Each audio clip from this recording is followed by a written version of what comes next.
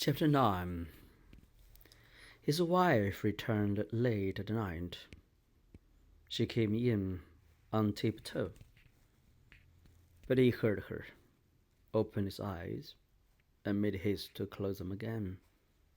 She wished to send Jerusalem away and to sit with him herself, but opened his eyes and said, "No, go away. Are you in Gripen?"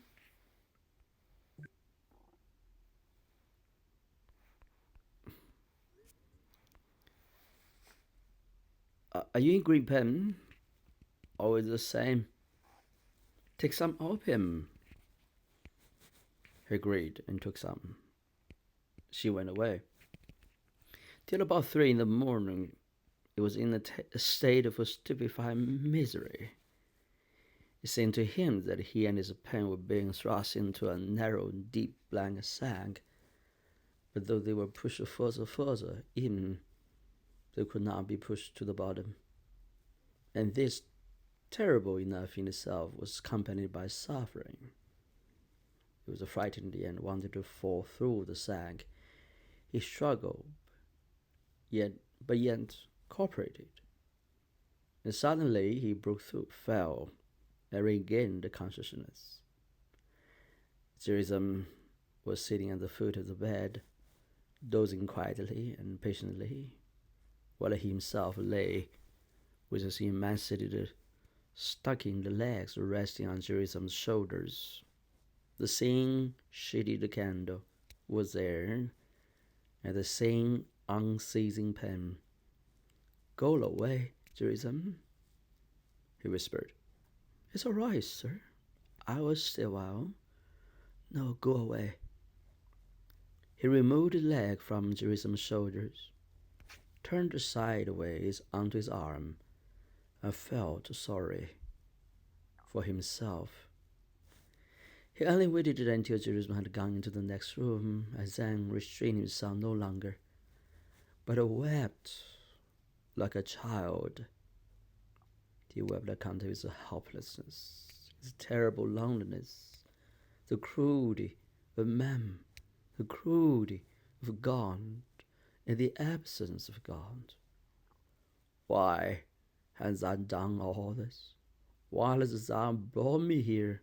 Why dost thou torment me so terribly? He did not expect an answer, and yet wept because there was no answer and could be none. The pain again grew more acute, but he did not stir and did not call.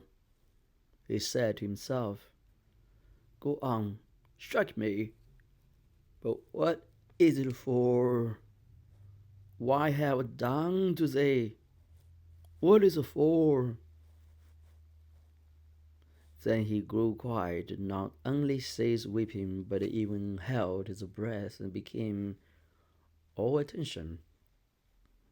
It was as though he were listening not to an audible voice, but to the voice of his soul, to the current of thoughts arising within him. "What is it you want?"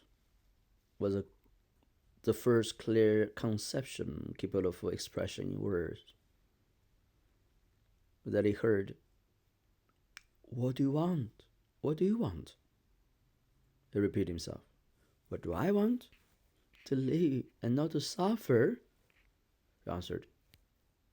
Yet again he listened with such concentrated attention that even his pen did not distract him. "To live? How?" asked his inner voice. "Why? To live as I used to, well, pleasantly." "As you lived before? Well and pleasantly?" the voice repeated.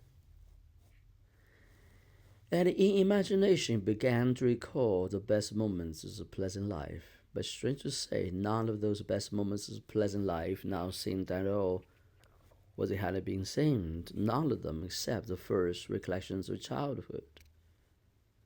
There in childhood there had been something really pleasant with which it would have been possible to live if it could return. But the child who had experienced that happiness exists no longer was like reminiscence of somebody else. As soon as the period began, which had produced the present even Ilych, all that has then seemed joy is now melted before his sight and turned into something trivial and often nasty. And the first departed from childhood, and the nearer he came to the present, the more worthless and doubtful were the joys. This began with the school for law. A little that was really good is still found there. There was lightheartedness, friendship, the hope, but in the art classes there had already been fearful such good moments. Then during the first years of his official career, it was in the service of the governor, some pleasant moments again occurred. There were some memories of love for the woman. Then all became confused, and there was still less of what was good. Later on, again, there was still less that was good. And the further he went, the less there was.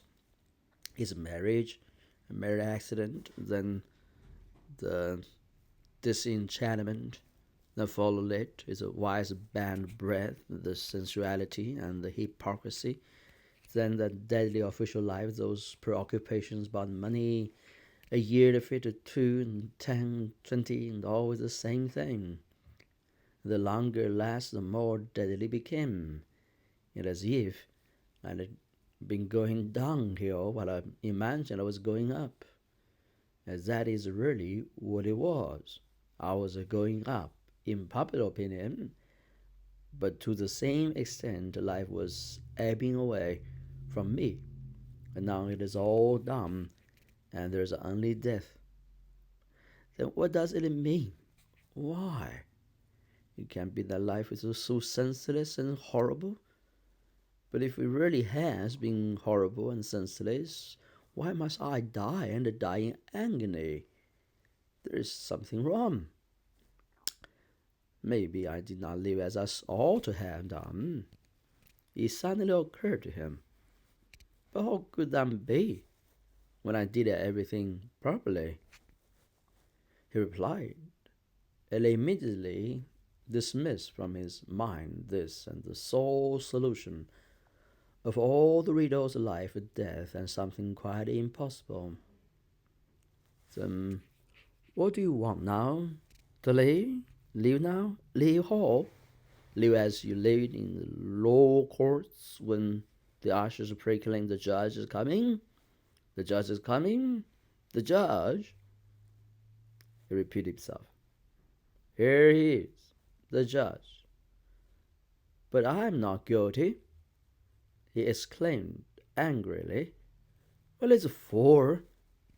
And he ceased crying, but turning his face to the wall, continued to ponder on the same question. Why, and for what purpose is there all this horror? But however much he pondered, he found no answer, and whenever the thought occurred to him, and often did, it all resulted from his not having lived as he ought to have done. He at once recalled the correctness of his whole life and dismissed so strange an idea.